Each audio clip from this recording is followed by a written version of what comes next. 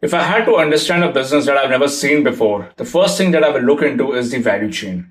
Value chain describes how the organization of the particular business is creating its value by the transaction of the product or the transaction of the service. There are a couple of questions that you can always ask and keep in mind before you design the value chain. The first thing is, how does the start point of the transaction look like? What triggers the product or the service manufacture? What is the end-to-end process right from the beginning of the life cycle to the end of the life cycle?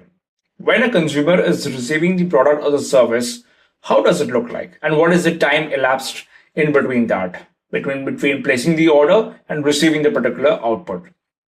And last but not the least is identifying what happens after the transaction. That is, whether there is a after sales support or whether there is a retainer or whether there is post sales support, something like this.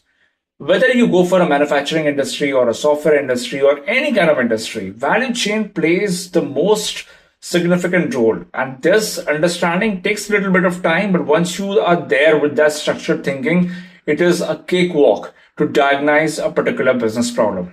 And there you can easily quantify with timestamp which process is taking how much time, and then you can begin your journey of process improvisation or anything troubleshooting for the matter. Jai Hind.